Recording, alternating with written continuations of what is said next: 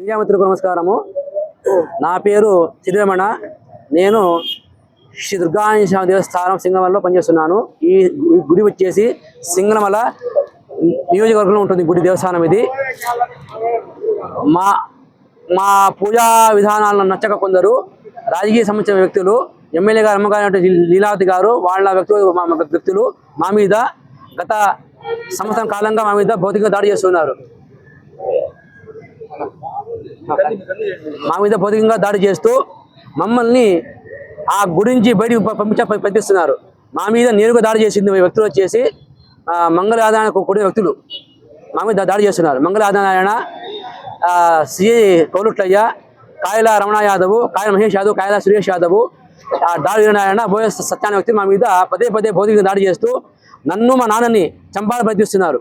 మేము ఇప్పటికీ పోలీసు సహకారంతో 4 సార్లు వాళ్ళని తప్పించుకున్నాము. నేను సాయంకాలం కూడా నేను కలెక్టర్ ఆఫీస్ వచ్చాను అర్జిద్దామని చెప్పేసి. ఆ సమయంలో వాళ్ళు మళ్ళీ మా నాన్న ఒకడే ఉన్నాను అర్థం చేసుకొని గుడికి పోయి దాడి చేశారు మా మీద. మా నాన్న ఒకడే ఉన్నా ఆ టైంలో దుర్గాంజనేయ దేవస్థానం వాకి పగలగొట్టి బలవంతంగా లోపలికి పోయే వాళ్ళు బ్రాహ్మణేతర వ్యక్తులతో కూడిన ఒక వ్యక్తిని పూజారిగా పెట్టి బలవంతంగా గర్భాలను పంపించి వాళ్ళ చేత పూజ చేసినారు. కాబట్టి మాకు పూర్తిగా అన్యాయం చేసింది బండా లీలావతి గారు, వాళ్ళ అనుయాయులు, తర్వాత సిఐ కౌలుట్లయ్య గారు. మేము 4 సార్లు కలెక్టర్ గారికి, ఎస్పీగా అర్జీ ఇచ్చినాం. కానీ ప్రభుత్వ యంత్రాంగం ఏ విధంగా మా మీద దానికి స్పందించలేదు.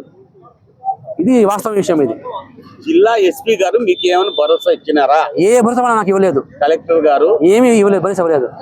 ఈ టెంపుల్ కోసం ఎన్ని సంవత్సరాల నుంచి మీరు పోరాడుతున్నారు? ఇప్పుడు గత 10 ఏళ్ళుగా మేము పోరాడుతున్నాం మా గుడి గురించి. దీంట్లో ఎవరెవరు మిమ్మల్ని ప్రెజర్ పెడుతున్నారు? ఎమ్మెల్యే వాళ్ళ అమ్మగారు లీలావతి గారు, తర్వాత సిఐ కౌలుట్లయ్య. సిఐ కౌలుట్లయ్య పాత్ర దీని దాంట్లో ఆయన యొక్క పాత్ర ప్రధానంగా ఉంది. ఆయన పదే ఆయన నన్ను స్టేషన్ మీద చెప్పాడు అనమాట. మీరు బ్రాహ్మణులు ఏమైనా నకరాలు చేసి కొండ దిగకపోతే మీ కాళ్ళు దిగొట్టి బయటకు పిలిచాడు ఆయన. తర్వాత మా గుళ్ళో దొంగతనమైంది ఆభరణాలన్నీ.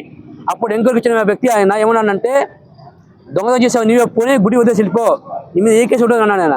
ఒకవేళ వెళ్ళకపోతే నీ మీద కేసు పెట్టి లోపల వేస్తాడని నేను కాపాడేవాళ్ళు అన్నాడు ఆయన. మళ్ళీ 3వ సారి వచ్చి కొండకు వచ్చి ఆయన మీ ఇంటికి కూరుకొడతాను జేసీబీతో. ఇట్లా 3 మార్లు ఆయన సిఐ పోస్ట్లో ఉండి పోలీసు వ్యక్తి, నాకు రక్షణ ఇవ్వాల్సిన వ్యక్తి అంటే ఆయన బెదిరించాడు అనమాట. ఇది ఒక పోలీసు సివిల్ మాటకు రాకూడదు. డిఎస్పీ చెప్పాడు డిఎస్పీ గారు, పౌరుట్లా నీ పోవద్దు సివిల్ మాటకు అని చెప్పేసి. అయినా సరే నన్ను బెదిరించి నన్ను కాలు విరుగుతా చెప్పాడు ఆయన. తర్వాత మేము మాట వినిపోయేసరికి మా కమిటీ వాళ్ళని పిలిపించి వాళ్ళు బెదిరించి వాళ్ళ చేత ఆయన బలవంతంగా రాజీనామా చేశాడు ఆయన. సిఐ కౌలుట్లకి ఎందుకు ఇంత ప్రేమ గుడి పైన? ఆయన చెప్పే మాట అంటే అంతలో చెప్పే ఎస్ఐ గారు చెప్పిన మాట, మాకు ఎమ్మెల్యే గారు ప్రశ్నించారు మాకు, కాబట్టి మా చెప్పిన మాట వినాలి అంటున్నాడు ఆయన. అంటే ఎమ్మెల్యే ఏం చెప్తే ఆ సిఐ గారు చేయగలరా? ఇప్పుడు మా విషయం అయితే అదే చేశాడు ఆయన.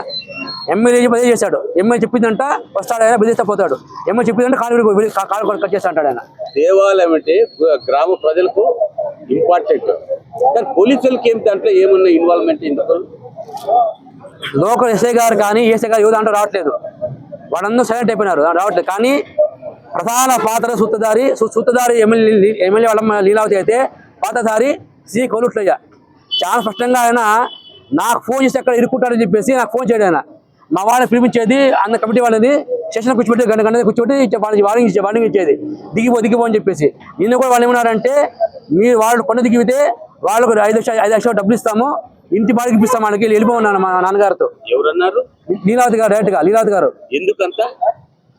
బ్రాహ్మణుడు కొండ మీద ఉంటే వాళ్ళు చేసేటటువంటి అరాచకాలకు మేము అడ్డుగా ఉంటాం కాబట్టి, మేము లేకపోతే అన్ని చేసుకొచ్చేసి వాళ్ళ అభిప్రాయం వాళ్ళది. భారతదేశంలో సనాతన ధర్మాన్ని పాటించేది బ్రాహ్మణులు. ఆ బ్రాహ్మణునికి ఇంత బాధగా ఉన్నప్పుడు మరి గవర్నమెంట్ వాళ్ళు ఏం నీకు హామీ ఇచ్చారు? నేను ఒకటే మాట్లాడాను ప్రభుత్వాన్ని, ఆర్టికల్ 27 ప్రకారము మాకు మత స్వేచ్ఛ ఉంది, దాన్ని మేము ఆచరించుకుంటాం, మీకు ఇబ్బంది అని అన్నాం. దానికి మాకు సమాధానం చెప్పట్లేదు. రెండవది, సనాతన ధర్మాన్ని ప్రశ్నించే వాళ్ళైతే మేమేమన్నా అన్నాము, మీరు దాన్ని పేపర్లో రాసి ఉన్నామన్నారు, ఏమీ తప్పు పూజ చేయాలని చెప్పేసి. వాళ్ళు పూజ చేయడం వాళ్ళు చెప్పారంట, వాళ్ళు రాసేవారంట. కానీ నువ్వు తప్పు చేస్తావు పూజ అంటారు. చెప్పమన్నా ఏం తప్పు చేసి చెప్పమన్నాం, అది చెప్పారంట వాళ్ళు. దిగిపోమంటారు వాళ్ళు. తర్వాత వాళ్ళు ఏమన్నారంటే క్లియర్గా ఎంపీడీ భాస్కర్ గారు ఒకటే అన్నాను, ఎంపీడీ భాస్కర్ రాఘవేంద్ర స్వామి ఎంపీడి భాస్కర్ ఈ కాళ రమణ యాదవ్ మంగళ ఆదరణ ఆ చెప్పిన మాట ఏంటంటే రాఘవేంద్ర స్వామి పూజారులు మీరంతా ఒకటే జాతి, మీరంతా మూర్ఖు పిడిబాదు, మీరంతా మారరు, మీ ప్రజాస్వామ్యం ఇలాంటి వాళ్ళు చోటు లేదు, మీరు మీ మతాన్ని మార్చుకుంటే కొండ మీద ఉండొచ్చు, ఏదైనా కొండ దిగిపో అంటున్నారు వాళ్ళు. ఎందుకు ఈ గుడిలో ఏమన్నా ఉంటుందా? గుప్త ఆంజనేయ స్వామి గుడి దగ్గర గుప్త నిధులు ఉన్నా అని చెప్పేసి అక్కడ ఒక మాట ఉంది, దాంతో కూడా మేము అడ్డుకోమని చెప్పేసి వాళ్ళు దాడి చేస్తున్నారు వాళ్ళు. గుప్తా నిధుల కోసం మిమ్మల్ని వెంటాడుతున్నారు. అవునండి.